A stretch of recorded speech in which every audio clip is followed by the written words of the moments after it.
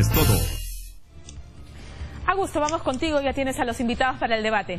Pamela, así es, muchas gracias. Entonces, lo ofrecido, tenemos un debate muy interesante esta mañana entre los congresistas actuales. Carlos Raffo, quien es de Fuerza 2000 y va con el 11, ¿no es cierto, Carlos? Muy buenos días. Y Daniela Bugatás, quien va con el 1 en Gana Perú. Quería empezar a preguntándole si ya han pasado la prueba toxicológica y no sé, pero usted, señor Bugatás, tiene pelos.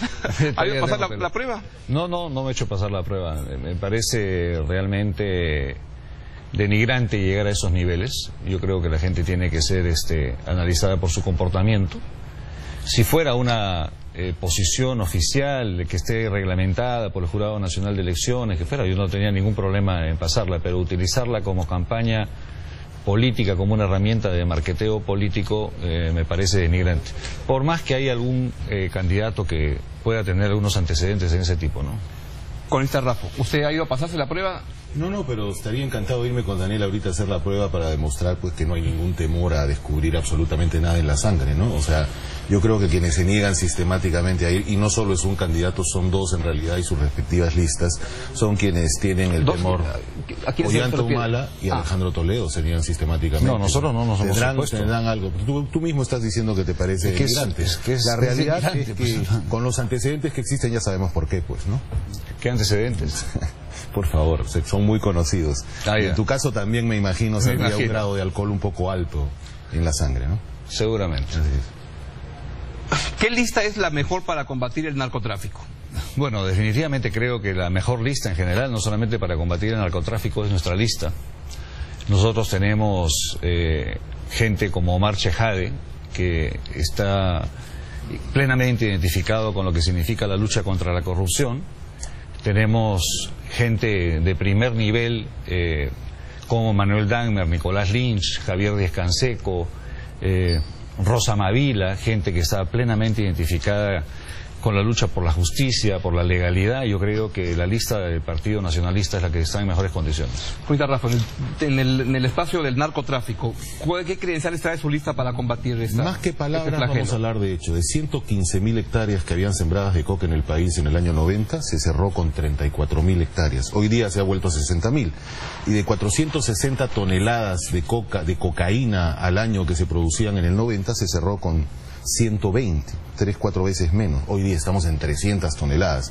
El resultado de la interdicción, del trabajo en los cultivos alternativos, de la prevención y la rehabilitación en el gobierno de Fujimori fue premiado internacionalmente, y es ese desempeño el que vamos a reiterar para volver a retroceder estas cifras que lamentablemente... Ahora, yo estoy un poco al medio de moderador, pero Montesinos y Vaticano es un tema que ahí está como un problema, el hecho, ¿no? Que un sinvergüenza como Montesinos se haya coludido con algunos narcos para hacer un negocio particular no borra estos resultados que son inobjetables. No, pero perdón, o sea, la utilización del avión presidencial para el transporte de droga no borra esos hechos. O sea, ¿qué avión presidencial, mi querido Daniel? En el avión presidencial salía cocaína. El avión que utilizaba el presidente Fujimori. La ignorancia es atrevida. La ignorancia es atrevida. El avión en el cual apareció la droga fue un DC-8, un viejo DC-8. ¿Qué utilizaba el presidente? ¿Qué utilizaba el presidente? No lo utilizaba. Todo el avión, son 15 años de información. Exacto. 15 años de información de mentira. Hoy día, y aprovecho la oportunidad para aclararlo, el avión en el que encontraron la droga, Augusto, fue un DC-8 que utilizaba Belaúnde en sus tiempos. Y también lo usaba Fujimori. Porque Fujimori ya tenía el 737-300 que todos conocemos. Entonces, ahora, Daniel, dime, ¿quién encontró la droga? Ollanta Humala, Daniela Bugatás, un periodista. No, el sistema de control de la FAP. O sea, funcionó el sistema de control porque se detectó que un avión que estaba viajando a traer repuestos de Estados Unidos tenía camuflada droga. O sea que acabamos de derribar esta mañana el mito del famoso avión presidencial. Ya, se acabó el mito del avión. Por supuesto, con hechos concretos. Yo definitivamente creo que mientras se utilice el engaño y la mentira como política de campaña, yo creo que estamos cayendo en una situación donde uno puede decir lo que quiere. ¿Pero me puedes corregir las cifras, por favor? A ver, ¿cuántas toneladas de coca se producían en el año 90 y cuánto. Yo no creo que exista la información. Yo no creo que exista la información, en tu Carlos. banco de datos no existe, Daniel. Yo creo que no existe la información. ¿Qué información había cuando estaban todos los entes del Estado cooptados? Estaba toda la información manejada, estaba todo digitada por el CIN. Internacionalmente, premiados por el trabajo de interdicción, por la defensa, el trabajo de cultivos alternativos y también, ojo, en prevención y rehabilitación, que también ha sido lo importante premiado, que es la rehabilitación también, ¿no? Carlos, también ha sido premiado este gobierno. Este gobierno también ha sido premiado. Por volver a elevar las cifras. Tenemos hoy día 60.000 hectáreas de coca. Yo estoy respondiendo con información, no con puras palabras, como toda la persecución contra el fujimorismo. Son 60.000 hectáreas hoy día. Fujimori encontró 115 y lo bajó a 34.000. ¿Te das cuenta? La ignorancia es atrevida, ¿no? Sí, Carlos, ha sido la ignorancia es atrevida y por eso es que seguimos siendo principales productores de cocaína. Porque pues, tuvieron mucho lamentablemente, éxito. Sí, tuvieron muchísimo éxito. En 10 éxito, años tuvieron mucho éxito. Y ahora seguimos siendo los principales productores de cocaína. Orgullosos, ¿no? Lo que pasa, pues, que la principal distracción de los enanos es criticar a los gigantes. Y gente que jamás ha hecho nada por el país vive criticando. Y a ver, ¿quién es el gigante y quién es el enano? Pues un gobierno que verdaderamente, en el caso del narcotráfico, hizo historia en el país. Y obviamente sus detractores se inventan mitos como el del avión presidencial que hoy hemos desmitificado y el tema del resultado en el narcotráfico, donde definitivamente el gobierno peruano fue premiado, no solo por la... Convencido entonces que el fujimorismo hizo un buen papel en el narcotráfico. Realmente desconcertado, ¿no? Desconcertado. Yo creo que todos, si me dejas hablar, Carlos, te lo voy a agradecer. Creo que totalmente desconcertados. O sea, nunca antes se había visto que se utilice el avión presidencial para el transporte de cocaína, nunca se había visto cómo torturaban a un narcotraficante que estaba vinculado con el principal asesor del señor Fujimori y principal asesor del señor Carlos Raffo, que es el señor Vladimiro Montesinos, cuando sacaron a Vaticano totalmente estupidizado y torturado. Entonces, ¿de qué estamos hablando? O sea, es cosas que toda la población ha visto y ahora nos dicen, todo eso es mentira. No van a embarrar. Todo eso es mentira. Resultados que no me has podido objetar y que son fácilmente comprobables. Y acá tenemos un periodista serio que estoy seguro que los va a comprobar y se van a dar a la realidad, Carlos, es que el día de hoy el Perú ha recuperado la posición del principal productor de cocaína. Significa que todo lo que hicieron ustedes fue simple maquillaje, porque no sirvió para nada. Porque si realmente hubiera funcionado la lucha alternativa, o sea, el programa alternativo, no hubieran retomado a 115.000 o 200.000 hectáreas que hay el día de hoy. ¿Le parece? Es una fantasía. Que el que no quiere ver, ni peor sordo que el que ha quedado claro ya las posiciones en tema del narcotráfico. Hay resultados concretos que critican quienes no tienen ningún conocimiento. Le parece si nos movemos hacia el tema de anticorrupción, que es otro tema que a la población le interesa mucho, aparece en las encuestas como un tema central. ¿Qué propuesta trae cada una de sus listas en el tema de anticorrupción y por qué creen que cada una de sus listas es mejor que la otra? Bueno, no se trata solo, como dicen, de luchar contra la corrupción, que es el eslogan. Se tiene que realizar una ofensiva contra la corrupción. Por ejemplo, reforzando las instituciones... es que siempre se dice hay que defendernos contra la corrupción, hay que reaccionar, hay que tener un trabajo de bomberos, ¿no? Para apagar los incendios de corrupción. No, tenemos que tener un trabajo de prevención, de defensa civil. Por ejemplo, y hay un tema en el que nosotros hemos dado un apoyo total ya en esta legislatura en el fortalecimiento de la Contraloría en su capacidad sancionadora. Nosotros hemos sido la primera bancada frente a la observación de muchas otras bancadas que dicen luchar contra la corrupción, que hemos dicho vamos a darle esa facultad sancionadora que no tenía la Contraloría General de la República, porque normalmente los procesos de investigación y sanción estaban a cargo de los mismos ministerios, ¿no? Y obviamente el 80% de las denuncias quedaban encarpetadas. Ahora le vamos a permitir a la Contraloría ingresar. ¿Y ese planteamiento usted cree que va en la línea de la prevención de la lucha del tema de corrupción? De tener un trabajo de prevención contra la corrupción, no solo está reaccionando. Consta Boatá, su planteamiento y qué le parece ese planteamiento, porque lo que quisiera es que el elector confronte y pueda sacar conclusiones. Yo creo que en algo finalmente podemos coincidir con Carlos en el sentido de que la Contraloría tiene que jugar otro rol. No olvidemos que en el Perú, producto de la corrupción, se pierden 10.000 millones de soles anuales. En un periodo presidencial estamos hablando de 50.000 millones. Y esos 10.000 millones se pierden en todas las instancias. Se pierden en el gobierno central, en los gobiernos regionales, en los gobiernos municipales. Entonces, lo que tenemos que hacer es que la Contraloría tiene que entrar a actuar. Además de todo lo que quiera sancionar, tiene que actuar en los procesos previos. O sea, tiene que tener capacidad de supervisar en los procesos de inicio. Cuando se lanza una licitación, cuando se hace una convocatoria pública, ahí tiene que tener las facultades de intervenir la Contraloría General de la República, porque actualmente la Contraloría General de la República lo único que hace es posterior. Correcto, o sea, en ese caso habría una coincidencia en que hay que fortalecer la Contraloría. Es decir, sí, Da lo que hay mismo que entonces fortalecer cuál lista la sea la que Contraloría. tenga mayoría en el Congreso, Y porque yo- van a combatir la corrupción igual.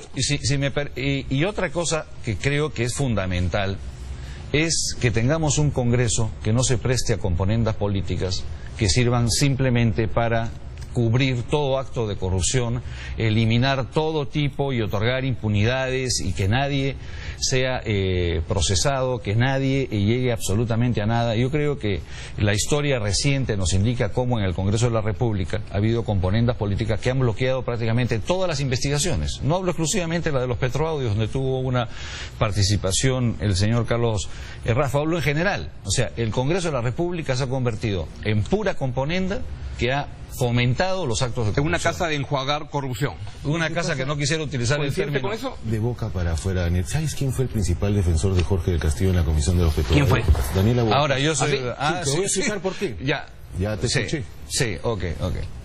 Cuando yo pedí en todos los medios nacionales que se publiquen todos los mails para que ustedes puedan hacer un escrutinio general, ¿quién se opuso? Daniel Aguatas. Se opuso sistemáticamente. He hablado, me acuerdo cuando todavía hablaba con Rosa María Palacios por teléfono pidiendo que presionen.